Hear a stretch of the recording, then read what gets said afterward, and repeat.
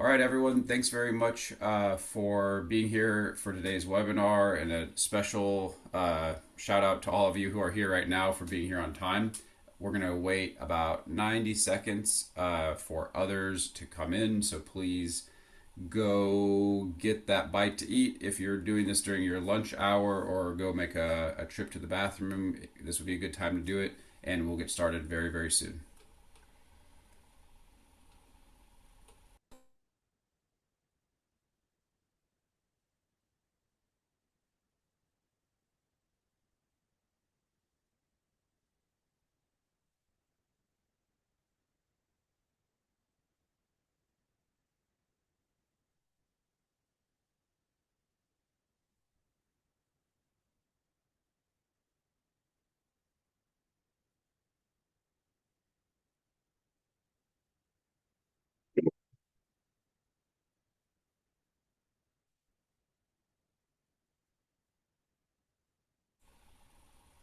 All right, I'm going to go ahead and get things started. So, once again, thanks everyone for joining us today for today's webinar titled How to Make Money Buying Notes and Investing in Real Estate, and Is the Car Wash Industry Right for You?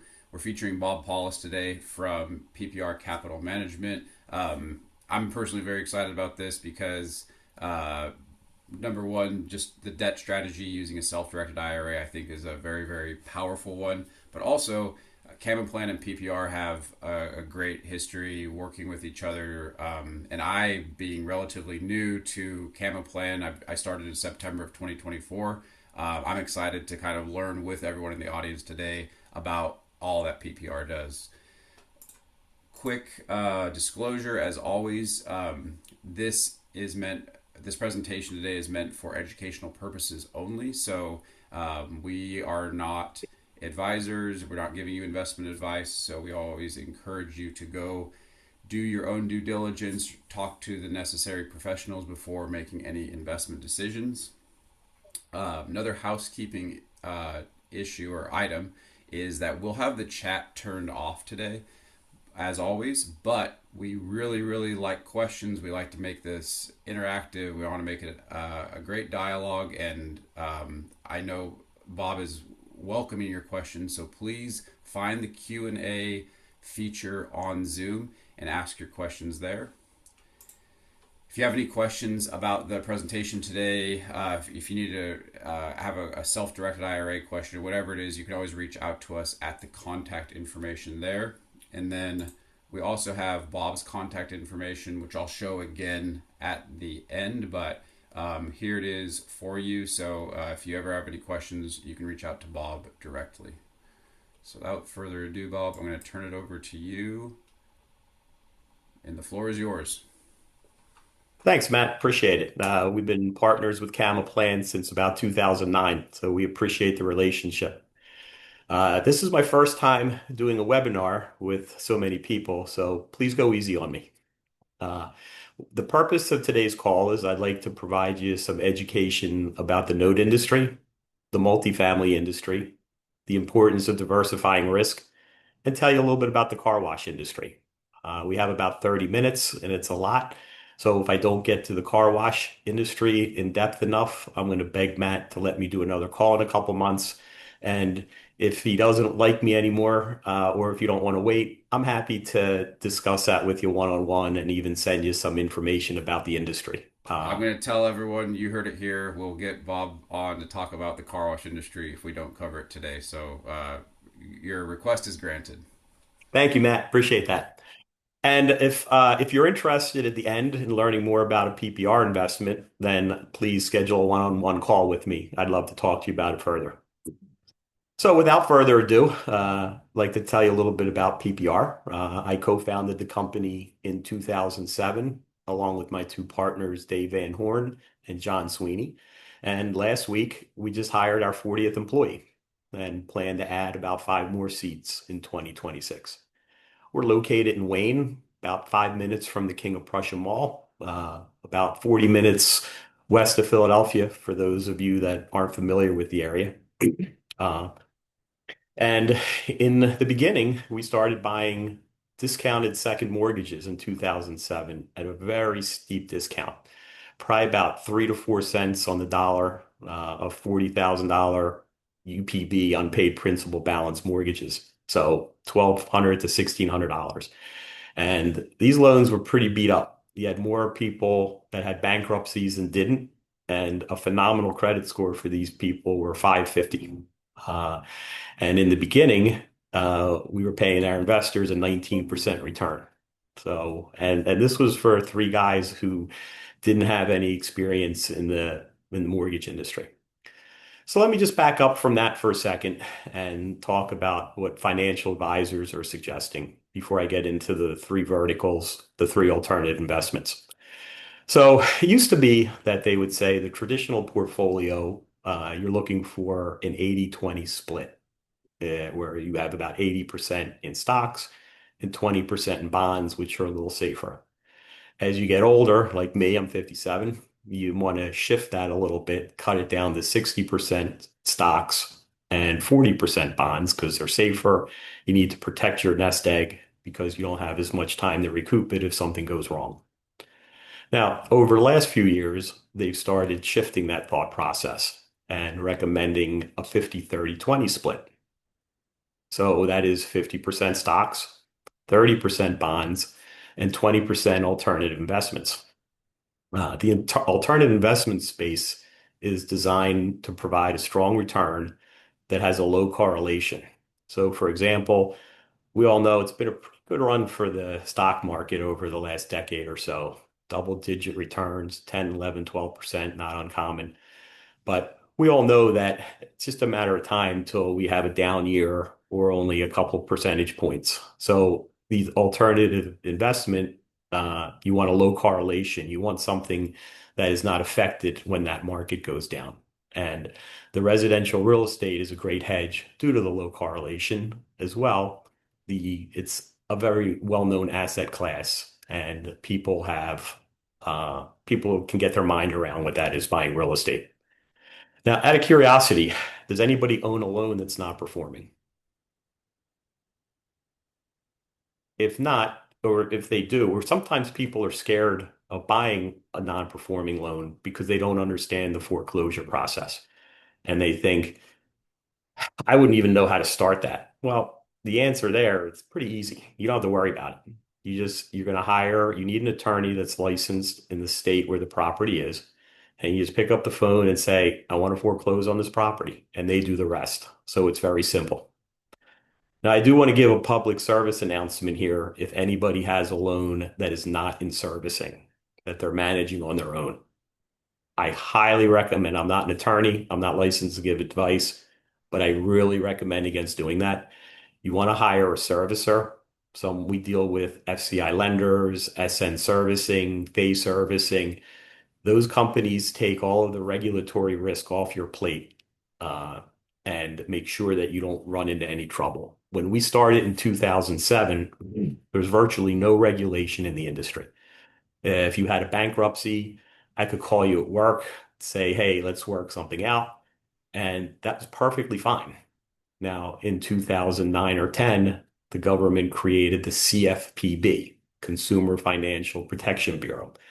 It's a regulatory agency designed to look out for the borrower. And as many times with the government that happens is the pendulum swung too far. Now, if my wife, of course, is on the deed to my property, but she's not on the mortgage. So the bank cannot call my house and and leave a message for me because my wife might hear about it. And since she's not on the mortgage, that's a violation, and that could be $1,000 fine to them. So my point is, it is incredibly easy to be in a situation where you could be fined if you're trying to service the loan yourself. You're most likely not going to send out all of the necessary disclaimers to the borrower. So please put it into servicing. With that said, I'd like to move into the note business. Uh, Talk a little bit about the industry. Why do banks sell? How do you make money? How do you get out of the loans? So I'll give you an example. Let's say I walk into Wells Fargo Bank and want to borrow $100,000. What is their number one expectation of what's going to happen? The answer is that I'm going to pay them back, right? That's why they're loaning me money so they can make money. So, but unfortunately, they're probably about 3% of the time the loan goes into delinquency. Bad things happen to good people. You lose your job, something happens, you can't pay it back. It happens. But the bank wants to focus on the 97% of where they're making money, not the 3%. So they will sell those loans at a discount so that they can quickly recapitalize and move on to their business so they're not wasting any energy.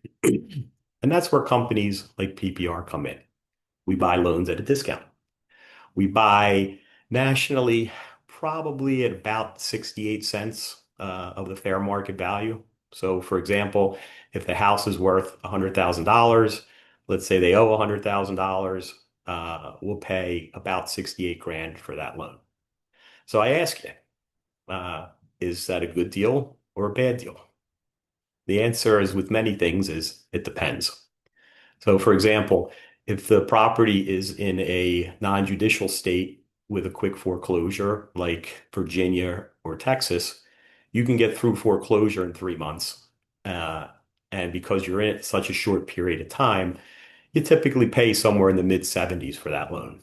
Whereas a state like New York, with a very long timeline, we wouldn't pay more than 50 cents on the dollar because we'll probably be in that for about 2 years. And just since we're in Pennsylvania, I'll share with you that Pennsylvania is about a year for foreclosure.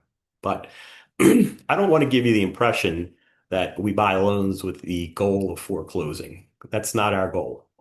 We want to work it out with the borrower. We want to keep them in their house. The foreclosure rate is probably a little less than 25%. And if we do that, then yep, unfortunately, after the foreclosure, then we evict the borrower and we sell the property on the MLS.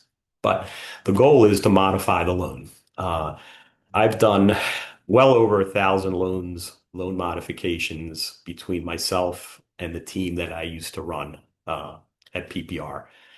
So let me just give you an example. Let's say we get the loan, they're $20,000 behind, and the bank, since they're regulated, they have to treat everybody the same. If they give me a bigger discount than someone else, they're discriminating and they're not allowed to do that. But companies like PPR were not regulated. So we can tailor our modifications to what the borrower can afford. So you're 20 grand behind. What do you have to put down? 5,000. Great. You put 5,000 down. We might write off 5,000, put 10,000 on the back end. Now you're current. You can sleep well at night. You can afford it. You're happy. Where, so now we have a performing asset. And a couple times a year, we will typically aggregate those loans up and sell them at par, which means the face value of the mortgage. And sometimes you sell for 101 or 102, which means 1 or 2% above the mortgage, which is common in the market, especially if the loan has a high interest rate. It's very common to sell that loan, that $100,000 loan, for 101 or 102,000. Uh, Now, some other options are sometimes we just do a discounted payoff. Let's say they have the same $100,000 loan, uh, and they're able to borrow from their 401k or from a relative, and they can come up with 80,000. And to them, that's a pretty good return on their investment if they take it from their 401k and they're able to pay it off that way. Some people have, they owe more than the property's worth, and they know they can't modify it, and maybe sometimes they don't care, but they don't want a foreclosure on their record. So we'll do a discounted payoff, or a short sale, which means a short sale is where the company agrees to take less than the amount owed on the property. So you have quite a lot of different exits. One other one is a deed in lieu, where they sign over the deed to the property so that you don't foreclose and they voluntarily move out. And then you just sell the property on the MLS. I have a Uh, question about that, Bob. sure. So it sounds like the kind of when you're underwriting these loans, back when you're gonna looking at the loan tape from the bank and you're preparing to determine what you will acquire, your ideal or your projected exit strategy is obviously part of what's determining what you're going to buy. Is Hmm. it correct to say that most of the time you are trying to keep the borrower in place and bring that loan back to performing, and the secondary option, or maybe even like the third option, is that you're taking over the property? That's question number one. And then the second question is, in the cases where you are taking over the property, are you always basically trying to liquidate it quickly, or do you ever step into like an equity role and try to develop it? Yeah, good question, man. Our number one goal is always to keep the borrower in their property. You have two exits. It's either you're exiting through the borrower or through the property. And we always want to exit through the borrower. It's the right thing to do. We can make just as much money as if we sell it. So we want to keep them in their house. They've been there for a long time. And they want to stay. If they want to stay there, we want to help them. And because we're buying it a discount, we can also pass some of that discount along to them. Sometimes, if it's an older loan, an 8% interest rate, we might cut that a little bit. Uh, it's a win-win situation. But in many times, the properties we buy are vacant, so that's an easy foreclosure. Or people just refuse or are unwilling to even have a conversation with you. So when we do foreclose, yes, as soon as we're done, and they're out of the property, we list it on the MLS immediately as is. So if people are interested in getting into the note business, what are some of the risks that you should look for? And you have two main risks. You have one is loan to value, and another is borrower's ability to pay. So, in our example of the $100,000 house, and let's say you don't underwrite it properly and you pay 68%, 68 grand the way we do, uh, and you were wrong on your valuation, it's only 80, and now you have a lot of legal costs for the foreclosure. It's probably averages $4,000 or $5,000 in the average state, some more, some less. Then you have selling expenses, and in a foreclosure situation, you can also bet that the borrower isn't putting a lot of money into fixing up the property. So you could very easily be in the situation where you're upside down and you lose a little bit of money. Uh, and on the borrower's ability to pay, we have decades of data that show that unless the unemployment level gets to about 6% for an extended period of time, the delinquency amount doesn't really rise materially. And we know it's important to point out that length of time is a big deal for how long it's at 6%. Because at COVID, if you remember, it was about 9 to 9.5%, but only about a 3 or 4 month period of time. So delinquencies didn't go up that much. To put that into perspective for you, today it's about 4.4%. And you really aren't going to find any economists that think it's going to get to 6% anywhere soon. So if you are buying one loan and you buy in a market where the bubble bursts, you could be in trouble. Or if the borrower that you own that loan gets unemployed, you could have problems. Now, let's say you buy a pool of 5 or 10 loans and the bubble bursts and you're spread out in different cities. Well, that one bubble burst might not hurt you as much because you have the rest to carry your portfolio. Now, in PPR, we have about 3,600 first liens. We're in all 50 states and we're in hundreds and hundreds of different markets.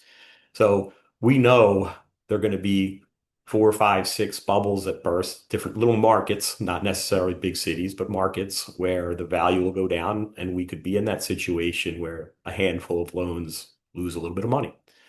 Uh, but because we have 3,600 loans, we also know you're going to have markets where the housing prices appreciate. So it's going to be a wash. And even if you don't get any appreciation, such a small percentage of the portfolio isn't going to affect anything.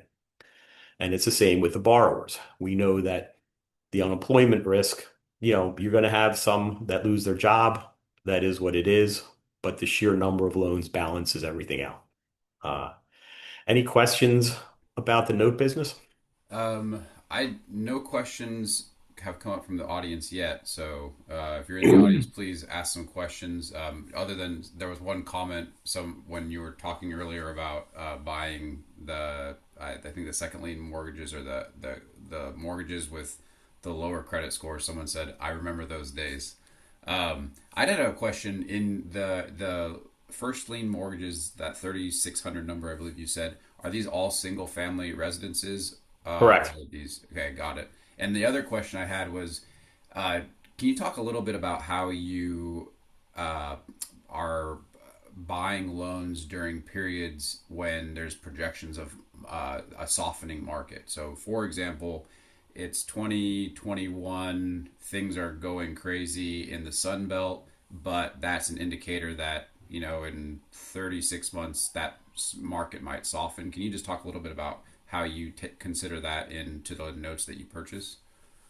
Yeah, it doesn't really matter because of the diversity. Our pools of loans are nationwide, Got it. and you're typically buying a tape of, let's say, an average of 100 to 200 loans, and you're gonna have other markets that are appreciating to offset that.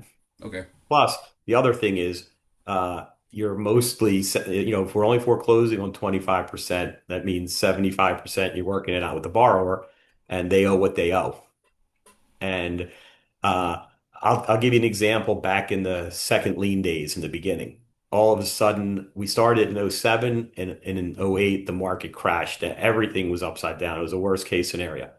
Well, the one thing we did make sure we did, and we still do, is we want owner occupied properties. And if you have a foreclosure on a rental property and you go home and you tell your wife over dinner, it's forgotten about by the time you go to bed.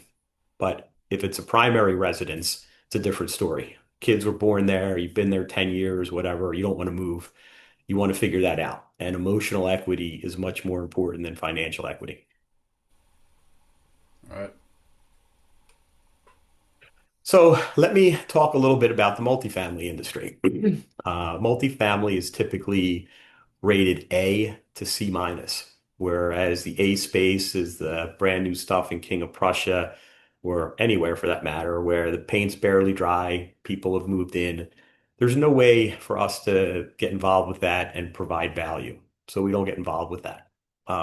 Whereas the C minus space might be in Chester or Camden. Don't mean to pick on those towns, but they're properties that are in bad shape in neighborhoods that are in bad shape. And we just don't want to get involved with that either. What we want to do is we want to focus on the B space in the middle, where an operator will find a property that might have low vacancy. The sellers might be someone that's older, wants to retire, or they just are tired of property management. Uh, so they'll identify that. Let's say it rents for $1,000 a month. The operator will go in and renovate the vacant units. And as the leases come due and people move out, they'll renovate those units. And after about 4 years or so, you've done about 90% of the property. You might have fixed up some amenities and added amenities. And now that's renting for $1,400 a month. So you've created a lot of value, and that's how we make money. To give you a little more color on uh, the the buyers or the operators, we team up with experienced operators that we carefully vet. And these folks might look at 100 deals. They're all off market before they find the right one that they think is undervalued. Well, now they go to the bank. Let's say it's $30 million to acquire it. They know they can go to the bank for 22 or 23 million. They have to raise another 7 or 8. And let me tell you, it's exhausting to raise capital. And after you've spent so much time looking at finding the right deal, you kind of don't want to spend the time to raise the money. So it's worth it to them to pay a little bit extra, have someone like PPR come in. We're a single check writer, and that gives them time to move on to their next deal. Uh, so let's talk about what's the risk in multifamily. You have two types of risk. You have in the beginning, are you going to be able to get the vacancy rate up? And are you going to be on budget and on time with your renovations? Whereas at the end, You're concerned if the interest rate goes up, uh, that'll hurt the cap rate, which will lower the exit price. Now, let's say we buy a property today, or if you're interested in investing in a property today. Another concern is that you have all your eggs in one basket.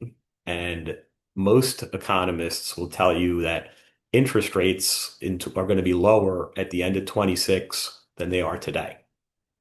But if you surveyed economists where interest rates are going to be in 2030 when you're ready to exit, you're going to pretty much get a very specific, unanimous answer. And that is, I have no idea where the interest rates are going to be.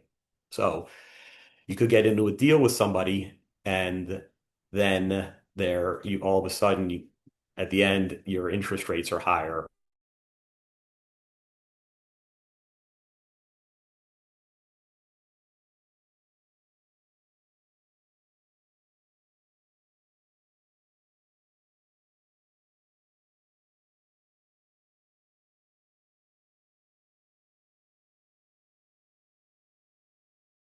He's not about 30,000 doors. So regardless of which risk that you're talking about, it's minimized because of the sheer diversity. You don't have you don't have all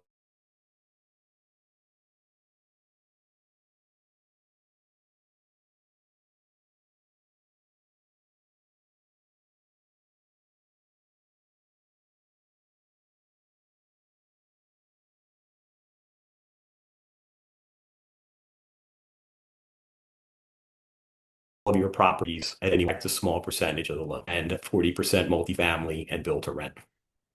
I saw something pop up, a question, and then it disappeared.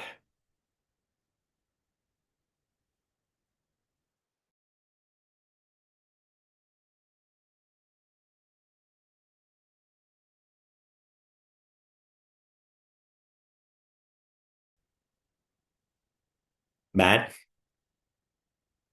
Matt, did you freeze?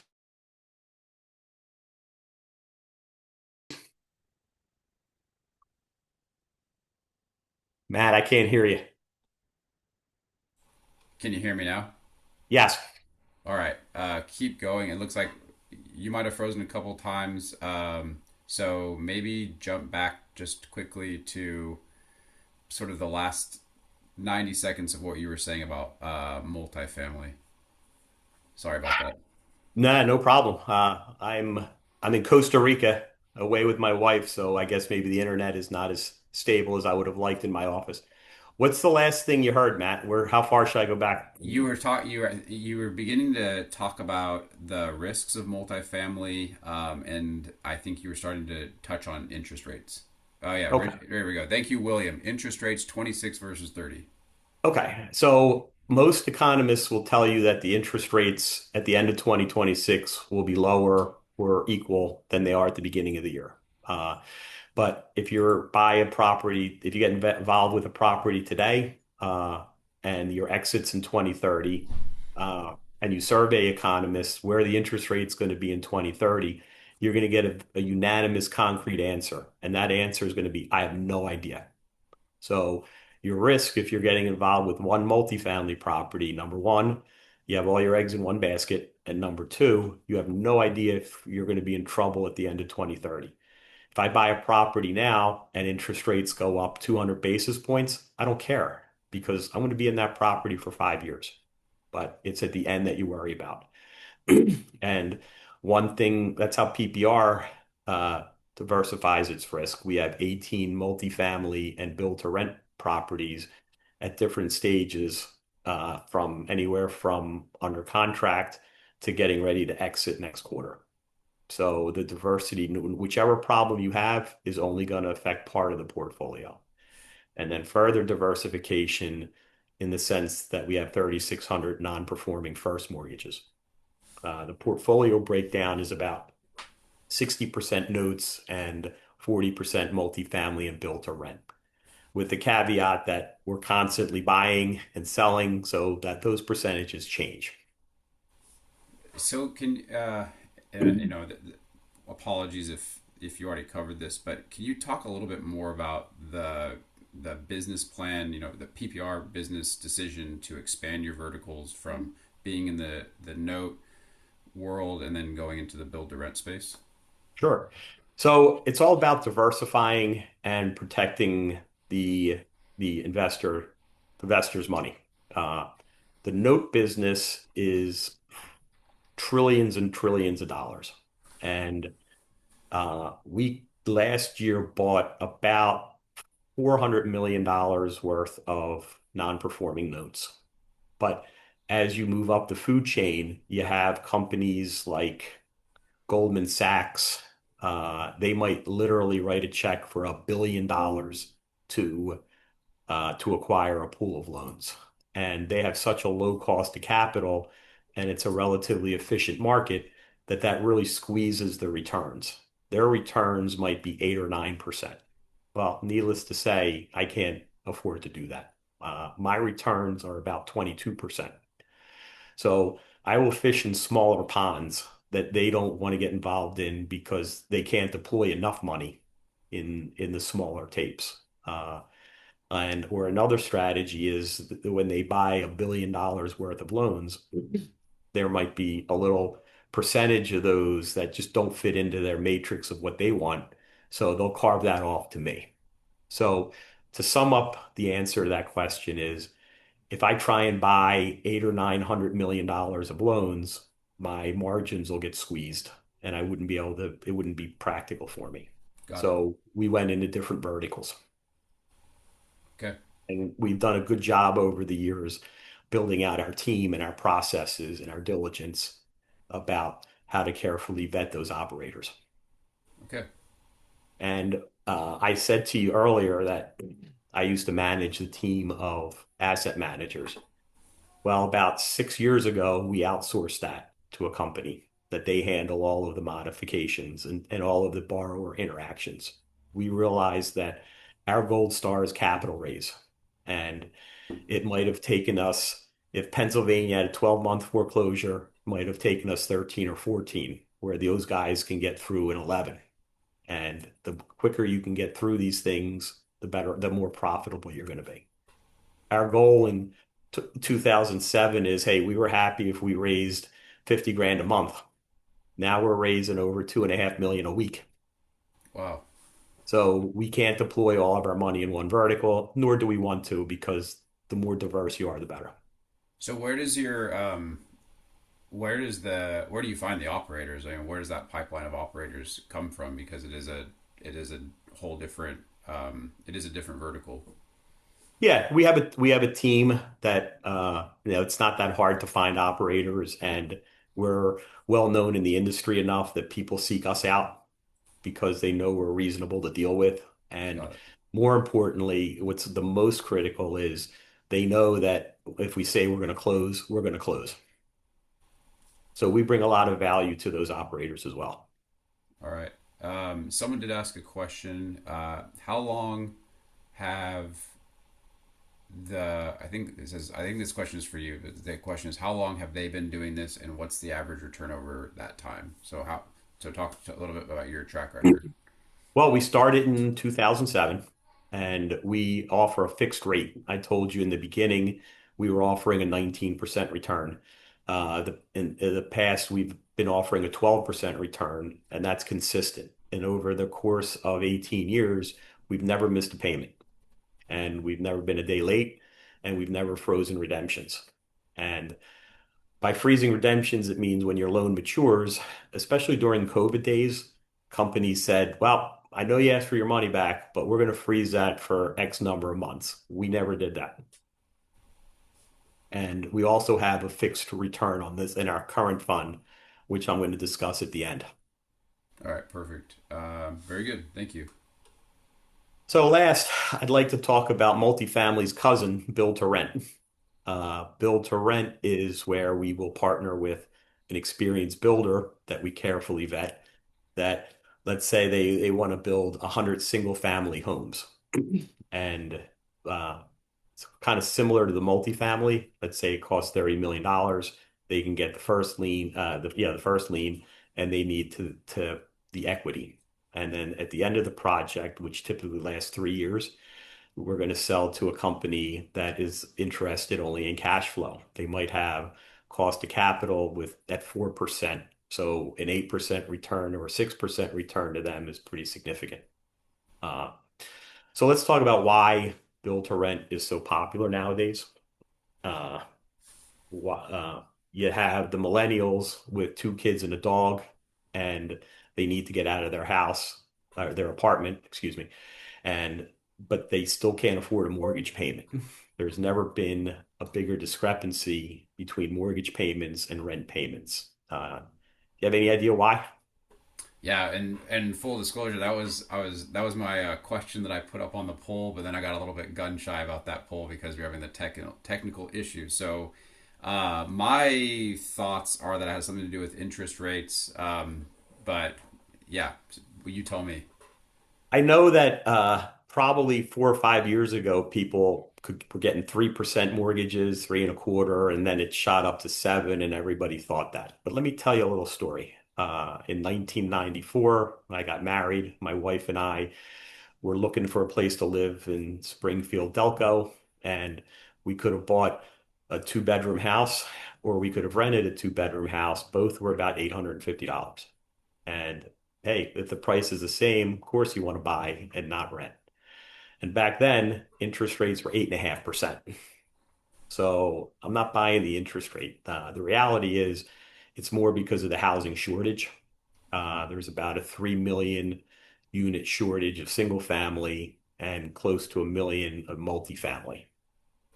And that's what's driving that discrepancy.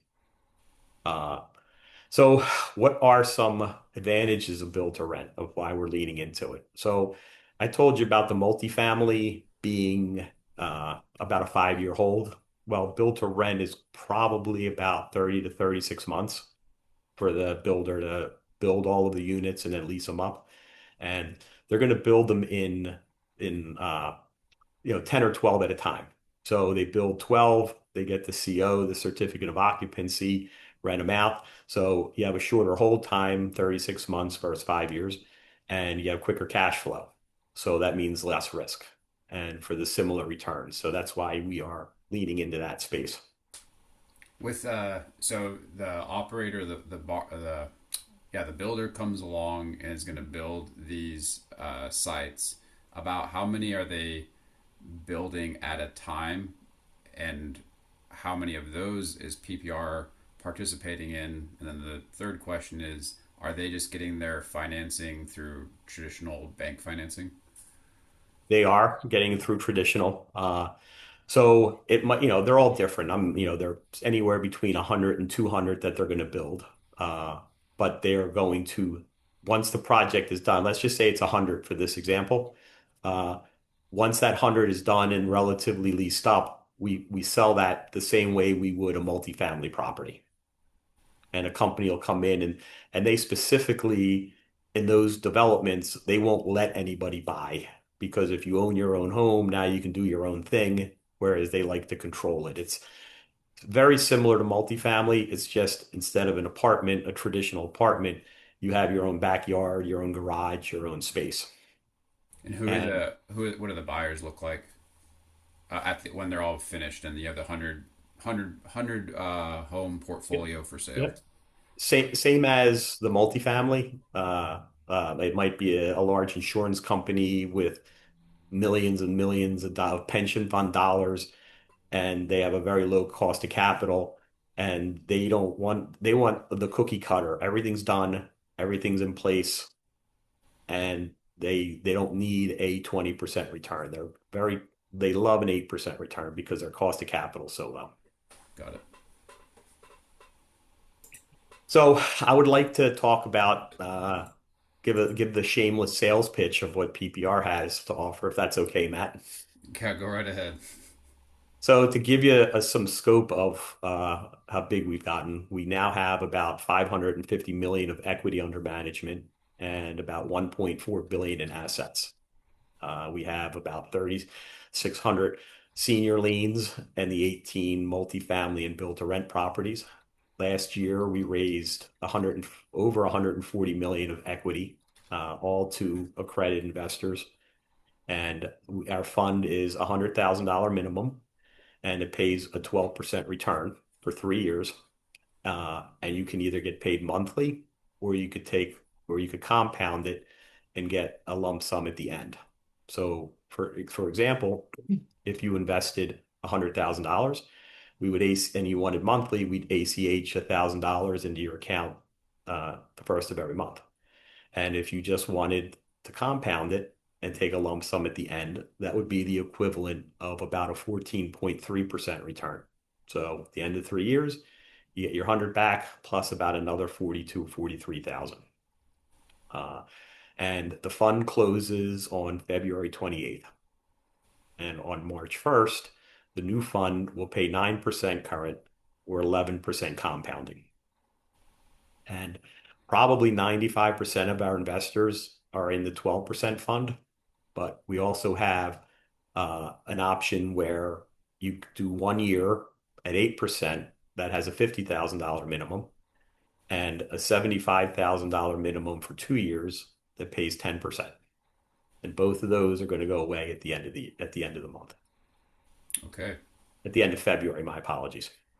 All right. So there's for those, I guess, for those of you who are interested, if you missed it, there, if you are for the yield hounds out there, there's some time sensitivity for the end of the month. So again, The end of I'll February. end of February. Sorry.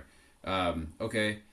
Just one question back to the build to rent. I had to Google this to make sure I wasn't getting it wrong, but I know there was, I think it was an executive order that Trump signed about institutions buying single family homes. Does this have an impact on the build to rent business model, or is that a separate thing? I think it's going to help us, but I would like to also say we've gotten a lot of calls about this, and we've done a lot of research on this. And we found that over the last 12 to 18 months, the same legislation has been pitched in over 30 states. And in every single state, it either died or it was pulled back.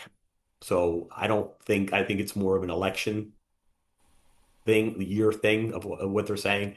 Yeah. But let's go down the path and say, nope, that's not true. It's going to happen. So what most likely will happen is the companies that can no longer uh, buy all of those properties, this is build to rent, not buy to rent. And these are being built with the sole purpose of renting. And if some of those companies can't buy up houses, they still need to deploy their money. I think that that will mean additional buyers for us at the end, which will drive the price up. Hmm. Okay. Now, let me be a devil's advocate to that, Yeah. because those companies with billions of dollars, they're pretty sharp folks. Yeah. So it's also possible that I'm wrong with that, that they might say, you know what, we're going to partner with the builders directly. And even though we don't want to get involved with the building and the development of it, we now have no choice. We're going to do that, which would mean more competition for us to buy the properties. But that's not going to hurt us, because if the industry, if we get outpriced because the margins are compressed, well, we just won't get into those deals anymore, and we'll focus more on multifamily, the note business. Yeah. So there's a no downside to us whatsoever. Got it. That makes sense. Um, cool. Diversification is definitely going to be your friend, no matter what happens in the next, We 10 years. leaned very heavily into that, and Yeah. that's one reason why we've never missed a payment in 18 years. Perfect. And I know a Um, lot of people are going to Google PPR management. You're not going to find anybody that says they never got paid. You're largely positive things. Awesome. We are at 12:46, so probably good to start wrapping things up.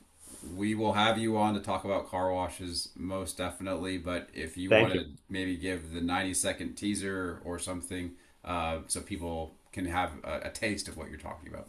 Sure. So people have said to us, I said we have a fixed return of 12%. And for years, people have said, that's great. We appreciate that. But when are you going to do something that shares an upside? So we formed a fund called Opportunity Fund, which has 7 Tommy's Car Wash franchise locations in there. And this is going to be an 18 to 24% return. we're going to pay a 10% accrued pref as cash is available, which will start to pay out at the end of 2026. And it's going to be most likely a 5-year hold. It's you get the upside when we sell. It could be 4 years, could be six, but you get the 10% along the way, and then pencils out to another 8 to 14% on top of that because you're sharing some of the upside. The car wash industry is about a $14 billion industry with 4 to 5% projected growth over the next 5 to 7 years. There are over 75,000 car washes in the industry, but it's very fragmented, mostly are mom and pops. And these are all locations where we also own the land. So we're buying the land for about 3 million bucks, and we're building the locations for about 5 million bucks. So I look forward to a call where I can dive into it a little deeper. I am more than happy to talk to anybody about the one-on-one. And if they are not interested in PPR but want to learn a little more about the car wash industry, I can send, I think we have a nice little 14-page car wash overview that just talks generically about it. Nice.